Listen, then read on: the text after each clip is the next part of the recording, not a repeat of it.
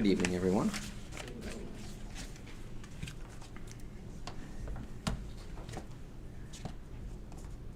The Devo that I had thought to speak about tonight happens to be on the parable of the talents, which Chris had briefly mentioned a little bit this morning, but that's okay.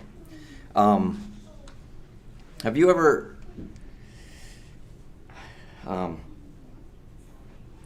given somebody something and thought it would be useful for them, thought it would be something that they could really use, beneficial for them, and just to find out later that they never used it, that they put it aside, they eventually gave it away? How did you feel about that? You don't have to answer, but you're like, you're like, that would have been something that person could really have used, and yet they didn't see it that way. Have you ever known somebody that has been given a ton of God-given abilities, talents, intelligence, and so forth, and squandered it, wasted it due to laziness, or this morning, as was mentioned in the talents, out of fear, and sat there and wondered, why? I've known athletes that could have gone so much further and just didn't bother to see the need, or didn't bother to recognize what they've been given, and that they could have really developed that further and gone farther if they would have just worked or saw the gift that they were given.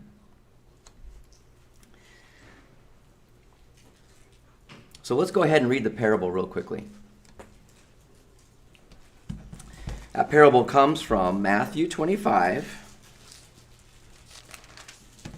verses 14 through 30. So Matthew 25, 14 through 30. Parable of the talents. For it is just like a man about to go on a journey, who called his own slaves and entrusted his possessions to them. And to one he gave 5 talents, to another 2, and to another 1, each according to his own ability. And he went on his journey. Immediately the one who had received the 5 talents went and traded with them, and gained 5 more talents. In the same manner, the one who had received the 2 talents gained 2 more. But the one who received 1 talent went away and dug in the ground and hid the master's money. Now after a long time, the master of those slaves came and settled accounts with them. And the one who had received the 5 talents came up and brought 5 more talents, saying, Master, you entrusted 5 talents to me. See, I have gained 5 more talents. The master said to him, Well done, good and faithful slave. You were faithful with a few things. I will put you in charge of many things. Enter into the joy of your master. The one who had received the 2 talents came up and said, Master, you entrusted me with 2 talents. See, I have gained 2 more talents. His master said to him, Well done, good and faithful slave.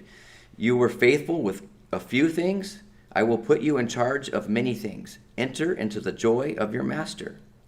And the one who had received the 1 talent came up and said, Master, I knew you to be a hard man, reaping where you did not sow and gathering where you scattered no seed. And I was afraid, and I went away and hid your talent in the ground. See, you have what is yours. But the master answered and said to him, You wicked, lazy slave, you knew that I reap where I did not sow and gather where I scattered no seed. Then you ought to have put my money in the bank, and on my arrival I would have at least received the money back with interest. Therefore, take away the talent from him and give it to the one who has the 10 talents. For to everyone who has shall more be given, and he shall have an abundance. But from the one who does not have, even what he does not have shall be taken away.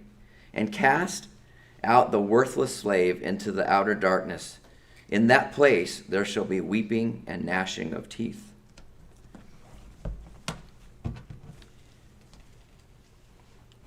It's pretty, I think, understandable what's Jesus is teaching here in this parable. Again, it's a slave. It's someone who's going away and trusting his slaves with talents or opportunities, or in this case, potentially monies. And upon his return, upon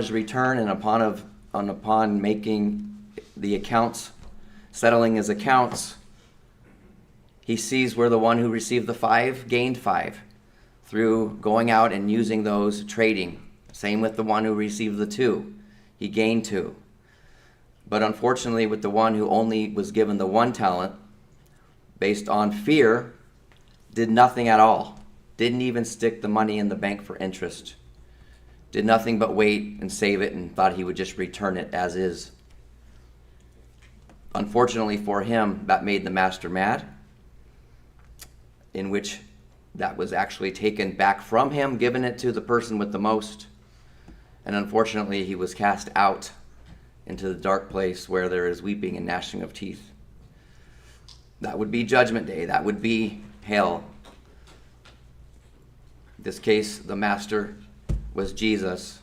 The slaves were the disciples, and so forth. Or it could be looked at as God gives people the talents, and God wants those to be used appropriately. What do we learn from this parable, besides what we just read and or described a little bit? People or Christians are given or entrusted with God-given abilities, spiritual gifts, resources, and opportunities. All the above. Have you ever noticed that some people are given more, just kind of like the parable? Have you ever noticed that some people just seem to have a numerous number of gifts and abilities and talents that they have? I have a couple friends that can do anything. They're woodworkers. They build things for their house. They are great with computers and electronics. They're great athletes. Usually you might get one of those things. You know, I have a couple friends who can do so many things in a broad array of abilities, and I'm like, how do you do it? It makes me kind of envious a little bit.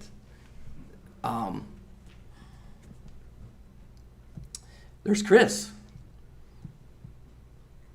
Breaks the word to us, bread of life, has tons of abilities in electronics and technologies, and the ways he can use those for the congregation, and the way he can use those for all the different ways that you spread the word, whether it's the radio station, whether it's the writings you used to do. And then you play basketball. No, wait, I'm sorry, that's not you. I got someone mixed up. I'm just kidding. That's for you, Alex. I'm just getting you back from this morning. I made the mistake of pulling one on Alex a few months back, and he didn't let me live that down for about 2 months. So, anyways, no, but truly, you have tons of different talents that you use for the benefit of the congregation. What else do we learn? That we are responsible stewards of these gifts. We are to use them, not waste them, not let them sit dormant. I think of Bill when this comes to mind.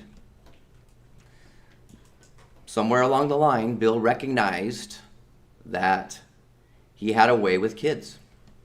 He recognized that he had an ability to connect with and communicate with children of all ages.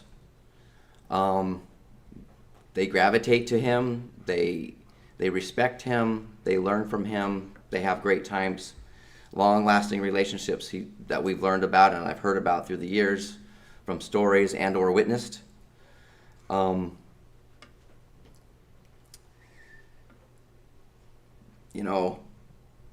He recognized that and he used it once, and then he was in California doing different things. I learned that he was only months away from retirement. He was months away from retirement. A lot of the opportunity to look at the beach every day from his condo in Long Beach. And he gets a phone call from Mick with the opportunity to come to Arizona to work a couple different avenues, which has played out.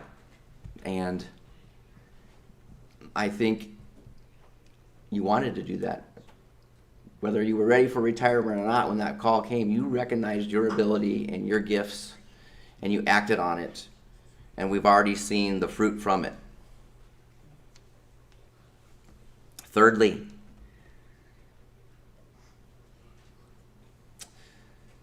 those who use what God has given them will be blessed, and those who don't will face negative consequences. The parable actually talks about that, and I'll mention that in a second. But I think of parents that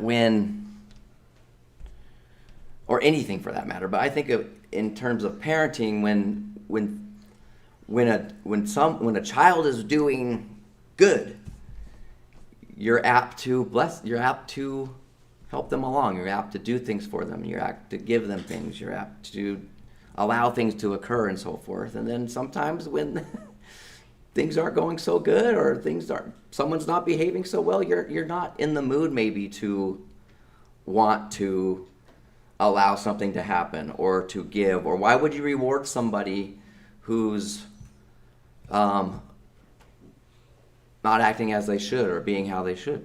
I mean, God feels the same way. God blesses us when we are doing his will.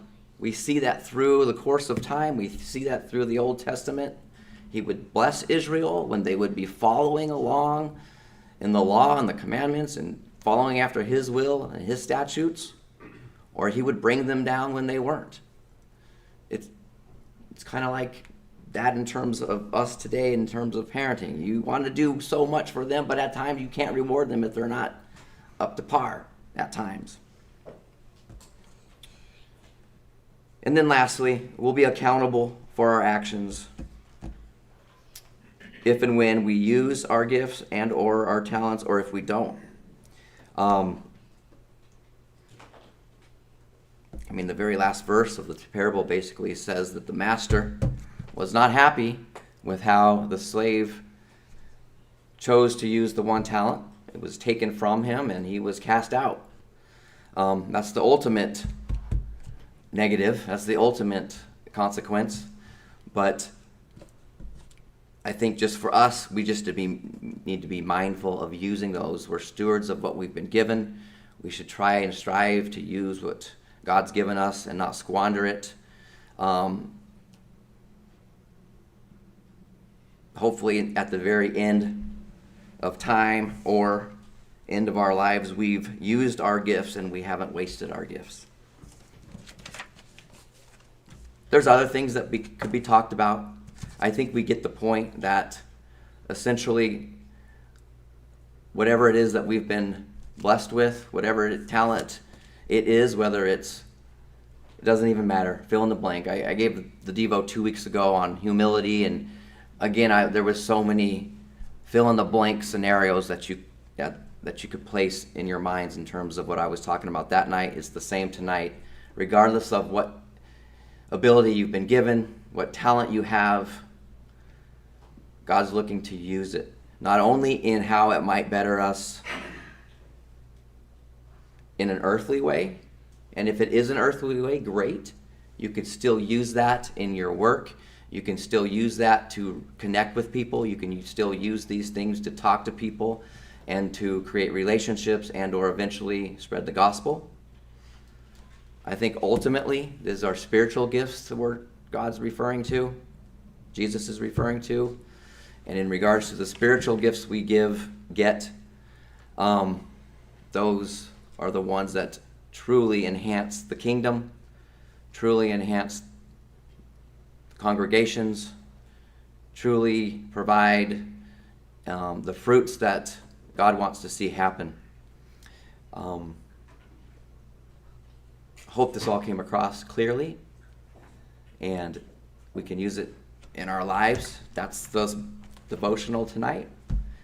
Use what God's given us, not squander it. Thank you.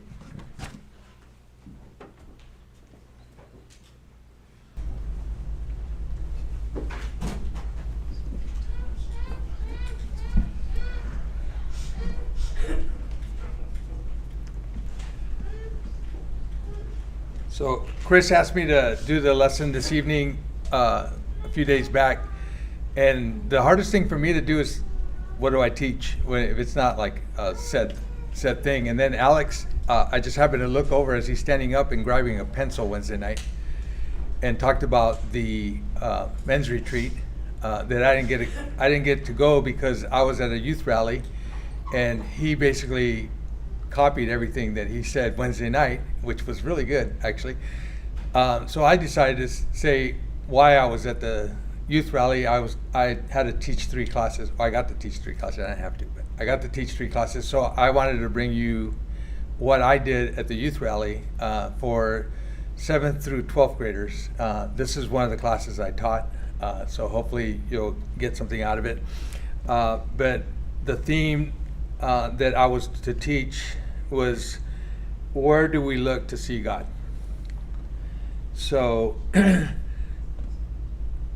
first verse I came up with, it just kind of hit me right when it said that, is come near to God and he will come near to you, which is the first part of 4:8 in James. And I want to start at verse 7, and I'm going to read to verse 10 of the chapter 4 of James. And feel free, as always, to raise your hand and ask if you have a question or a comment. Love those. James 4:7 through 10, come near to God and he will come near to you. Submit yourselves then to God.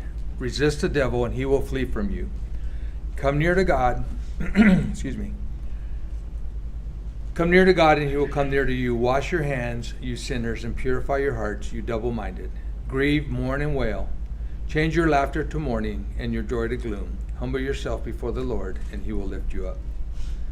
This is both an invitation and a promise, these verses. A lot of us just use what I put down on the slide. Come near to God and he will come near to you. I don't know why that near is really small.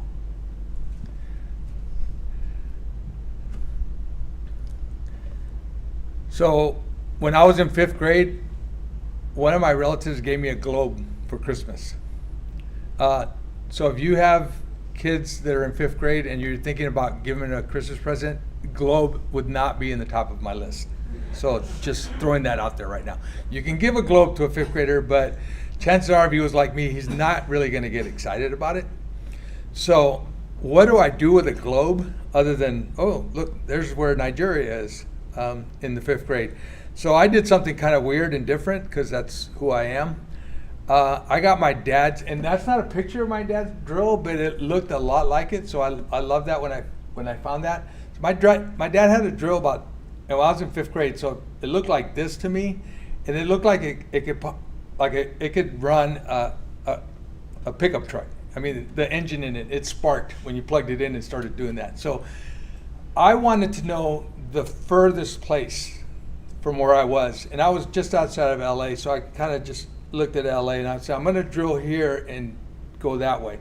Well, we had a vise, but it didn't look big enough, so I put the globe here because I'm in 5th grade. And I'm sure Mick would teach me now, or Chris would teach me now, if I'm using a drill for the first time. You start slow when you're using a drill. And then when you get a little bit inside, then you kind of speed it up. Well, this thing was, like I said, it could run a Honda Civic. This thing was huge. So I grabbed it and I went zoom. I never found out where the furthest place was because it slid off, and I have a scar from here to about right here. And it took a long time to like stitch it up because they had to take my clothes, my shorts out of my skin. So that was the furthest place. By the way, I looked it up on ChatGPT. I think it's just west of Madagascar is the furthest place from LA. So in case you're wondering, I don't want you to do what I just did.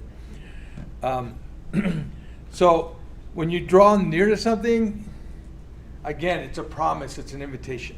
And that's what God's given us. He's given us a promise. If we draw near to him, he's going to draw near to us. And people just use that, but they don't look at the whole contents from 7 to 10. It sounds really negative. It sounds kind of scary. When we're wanting to get close to God, be careful what you wish for.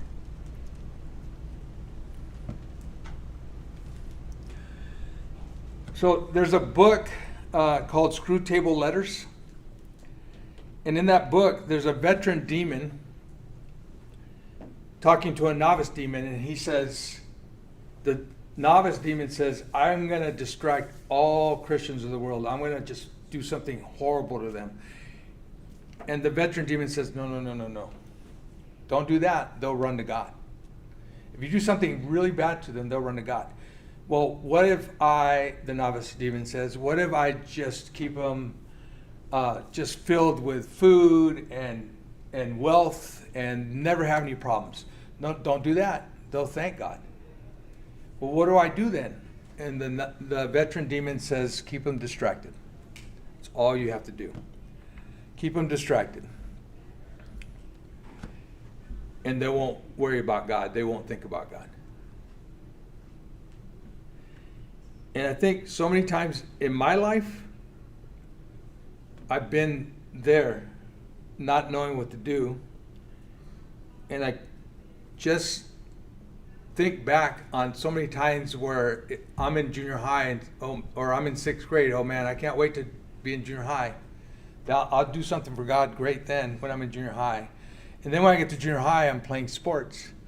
Oh, well, I'll study more when I get to high school because I'll be more mature in high school. So I'm definitely going to do more for God then. And then I get to high school and then I think, man, I got these classes and I got to do homework and I'm still playing sports and I want to be involved in this club and I got my friends to deal with. But God, I promise I'll be with you. I won't get distracted. I'll be with you when I get to college. And now I'm in college and I'm by myself and my parents aren't around and I can do what I want. And then more distractions come. God, as soon as I get out of college, promise I won't get distracted. I will be with you, God. I will do for you, God. And then you get out of college and then you become an adult. And we have all kinds of different distractions.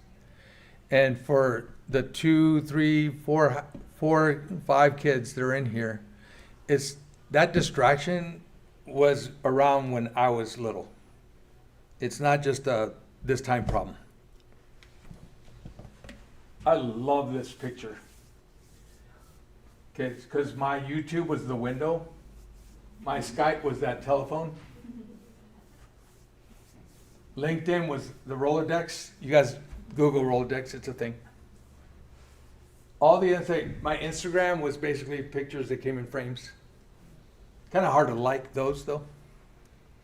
But we have so many things that distract us that we don't take the time to look for God.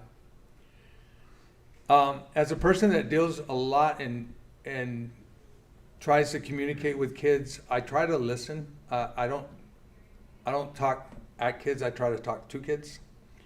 And a question that comes up a lot: hey, this dress, is it too revealing? Am I like? Is this technically a sin? If I have one beer, is that a sin? If I go see this R-rated movie, Bill, is that a sin? And I never say that's a sin or not a sin. What I ask them back a question is this technically going to help you see God? Going to see that movie, is it going to help you have a better relationship with God? Is this going to help you grow in your faith? Is that one beer or the margarita you're going to have?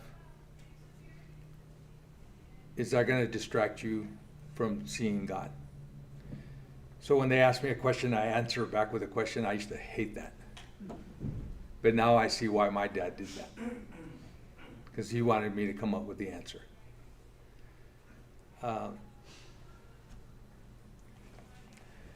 Excuse me. So seeing God, looking for different places, I really used to think, wow, seeing God in the Old Testament was so much easier. He had so many places to see God. Genesis 32:24-30. So Jacob was left alone, and man wrestled with him till daybreak. When the man saw that he could not overpower him, excuse me, he touched the socket of Jacob's hip so that the hip was wrenched as he wrestled with the man. And the man said, "Let me go, for it's daybreak." But Jacob replied, "I will not let you go unless you bless me." Then the man asked him, "What is your name?" Jacob answered. Then the man said, "Your name will no longer be Jacob, but Israel, because you have struggled with God and with humans and have overcome." Jacob said, "Please tell me your name." And he replied, "Why do you ask for my name?" Then he blessed him there.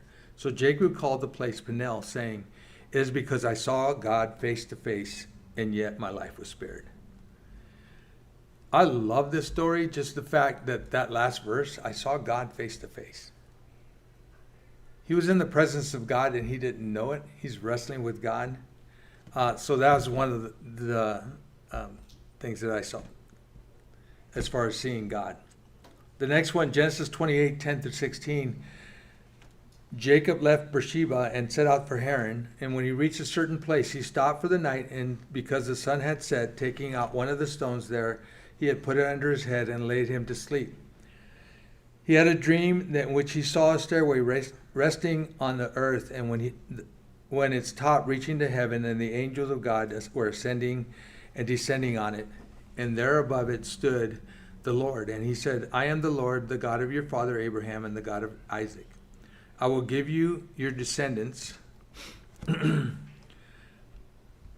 I will give you your descendants in the land on which you are lying, and your descendants will be like the dust of the earth, and you will spread out from the west, east, north, and south. All the peoples of the earth will be blessed through you and your offspring. I am with you and will watch over you wherever you go, and I will bring back to this land. I will not leave you until I have done what I have promised." When Jacob awoke his sleep, he thought, and this is such a great verse, "Surely the Lord is in this place, and I was not aware of it." How many times do I ask God for an opportunity to tell somebody about his son? And the end of the night, I go, "Man, I messed up so bad. That was an opportunity, and I didn't see it. I wasn't aware of it." Jacob was traveling to his ancestors' lands, and he stopped to witness and used a pillow for a stone. He just received a blessing from his father. So I'm pretty sure he was, a little sure that he was feeling a little guilty that he stole the blessing. He was probably a little scared because his brother wanted to kill him. And he sees this, and God lets him see him through a dream. Always God has perfect timing. He needed to see that. He needed to be aware that God was with him, and he saw God.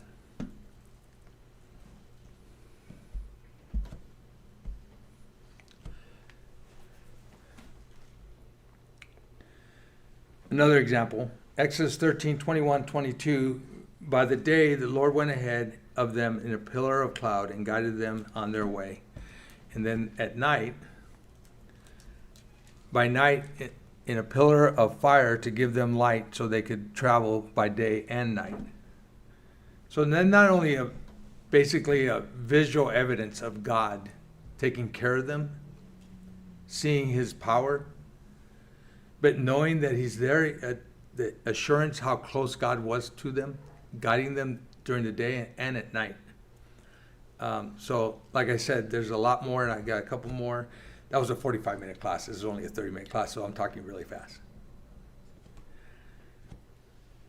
1 Kings 19:11-12. The Lord said, "Go out and stand on the mountain in the presence of the Lord, and the Lord is about to pass." Then a great, powerful wind tore the mountains apart and shattered the rocks before the Lord, but the Lord was not in the wind. After the wind was an earthquake, but the Lord was not in the earthquake. After the earthquake came a fire, but the Lord was not in the fire. This to me is Hollywood version of You See the God. And every time Hollywood version has God and God talking, it's always a deep, low voice. But to me, this is Hollywood at its best.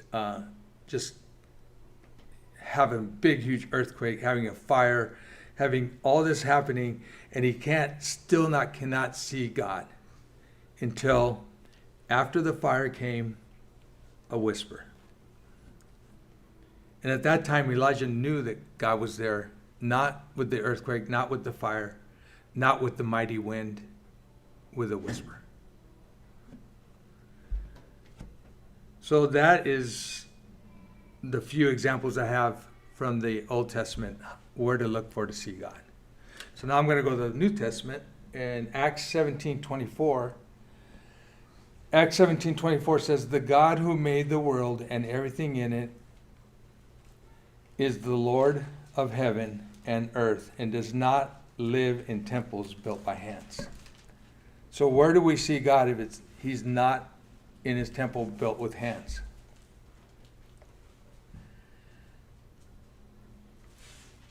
Anybody want to throw out a quick one? In his word. In his word, that's one of them.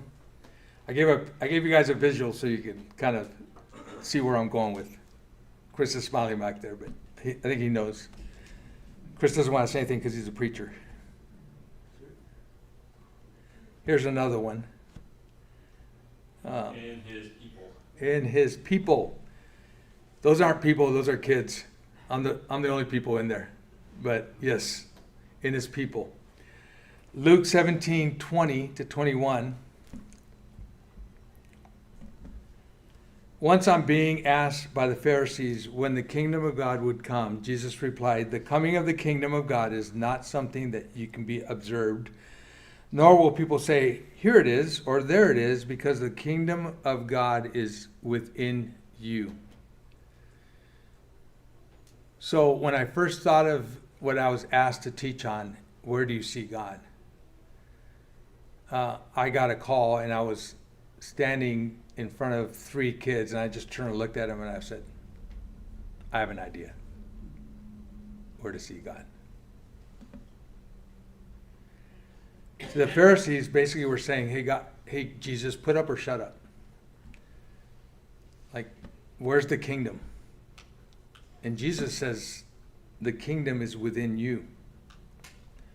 Romans 8:10, but if Christ is in you, then even though your body is subject to death because of sin, the Spirit gives life because of righteousness.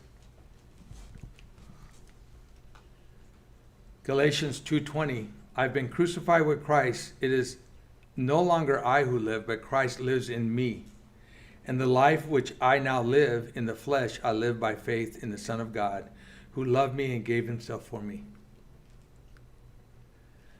See a pattern there? Do you see the pattern, Ashton? Because Ashton's just going, ooh, my makeup, my hair. Where do we see God? Again, I did this for high school and junior high kids, and these are the pictures. I changed a couple of them, and you'll see later, but where do we see God? I get to see God a lot. I got to see Jesus with about 75 kids, maybe a little closer to 80, I can't remember, in Surprise, Arizona a couple weeks back. Just the fact they were being there, the singing I heard, the joy they had.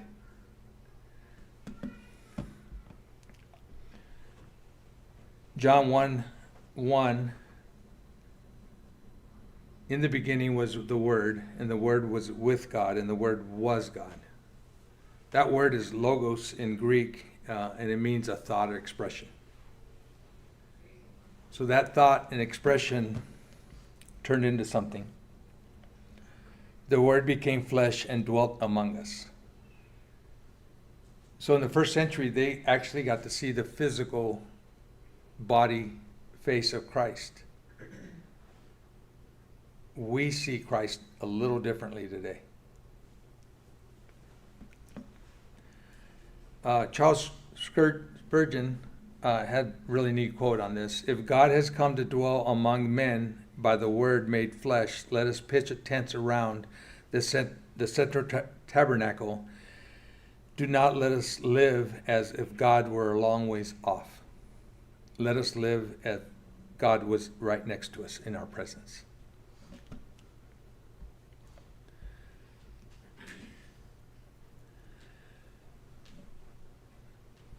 So my dad has a birthmark, looks like a really ugly potato, right here. Of the 6 kids that he had, only one of them have that same birthmark, the exact same place. So growing up, I would do not very bright things at inappropriate times. And my dad would always say, they had to switch you at the hospital. There's no way you're my son. And I would always go, Dad. So he'd get mad at that. If you really knew me, you will know my Father as well. From now on, you do not know him and have seen him. Sorry. From now on, you do know him and have seen him.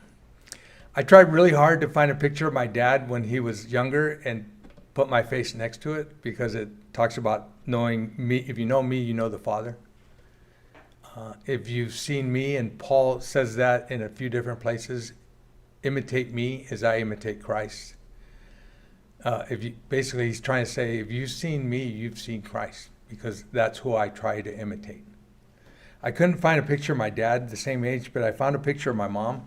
I know it's a masculine in here, but I was my mom at 18, and that's me at 18. And everybody would say, like Frank, my older brother, you look like your dad, and my little brother, you look like your dad. My sister, you look like my dad. Which she'd start crying about that, so I would say that a lot. But everybody, all my aunts, uncles, cousins, friends, you look just like your mom. And I took that as a compliment. I never acted like her because she was really nice and sweet, but I looked like her.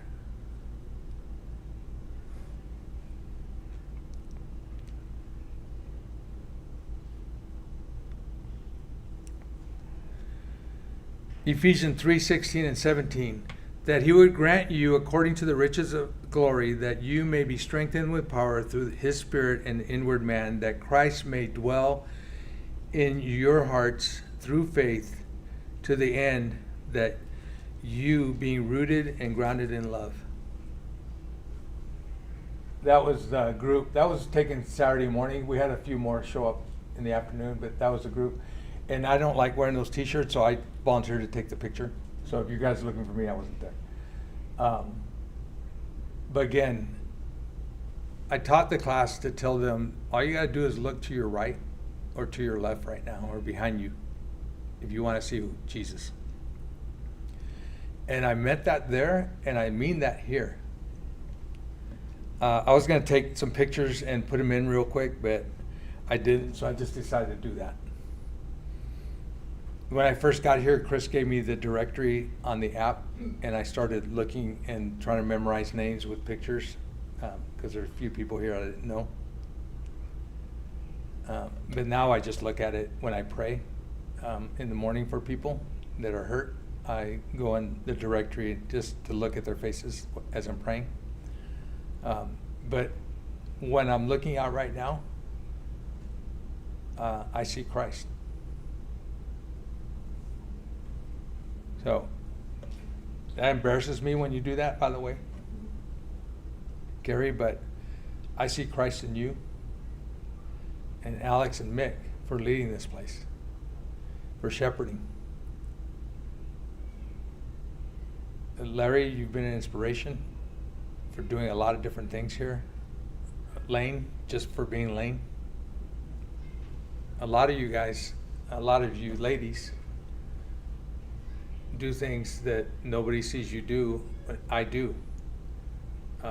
Marlene, if she was here, she was in the building Friday afternoon for about 4 hours cleaning. Stays clean. Nobody knows how, but I'm in here. I saw Jesus when I saw her cleaning. I did open the door of my office and say, "How long are you going to vacuum?" That's a whole different story.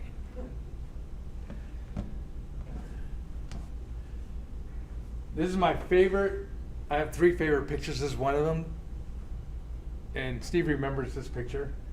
So I took a group to Quienta. This group used to go to Disneyland all the time. The youth minister at Camelback used to take them to Disneyland. I took them to Quienta, which is north of here. It's hotter in the summer there than it is here.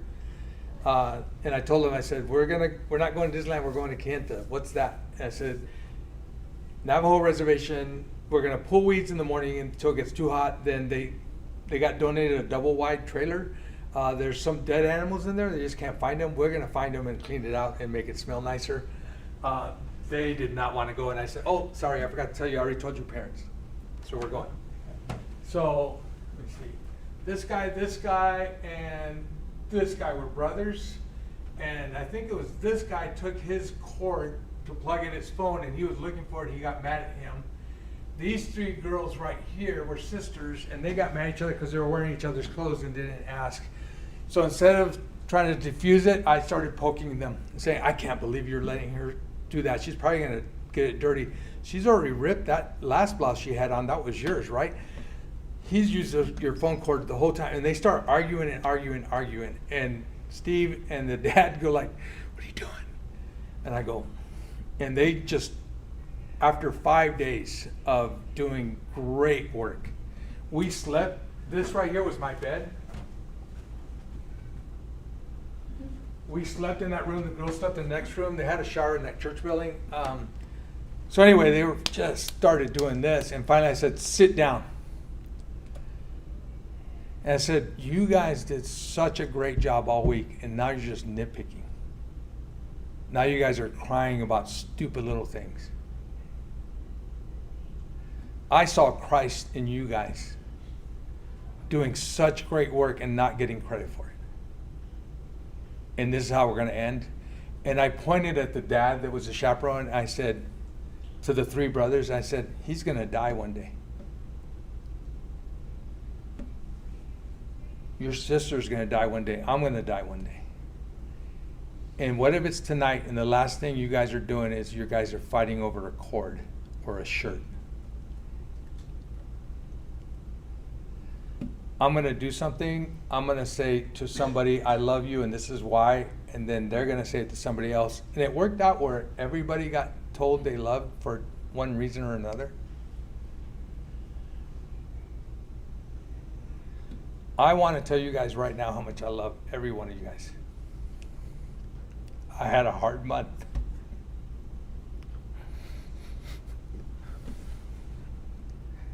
Could have done without you.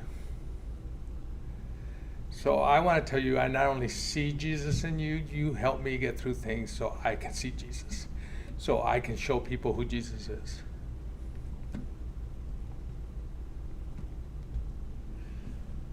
I found this quote, and I think it's very apropos.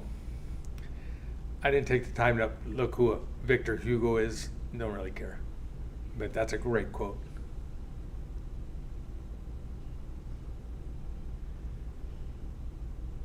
We see each other's face, we see Jesus, and it helps us get to heaven. Now, sometimes I look at Kayla's face and I go, "Why am I looking at this face?" Kayla was a pretty good baseball player. I got to see him play yesterday. And we drove back together. And basically, I couldn't care if Caleb hit 500 home runs in the major leagues. That'd be nice because maybe he'd give me a free ticket now and then. But I couldn't care less. what I want more than anything in the world is for him to remain faithful in Christ. For him to grow up, maybe be an elder or deacon or a preacher or somebody that just loves Jesus and wants to scream to anybody who would listen who Jesus is. I want people to look at Caleb and say, that guy's different. When I look at him, I see Jesus. When I look at Olivia, I see Jesus.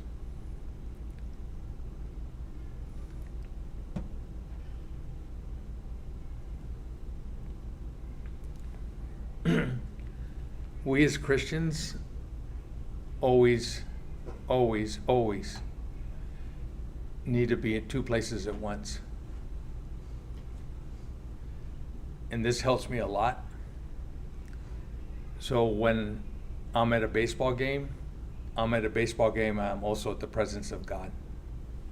When I'm at a school or a youth rally or having dinner or lunch with one of you, I'm having lunch and I'm also in the presence of God.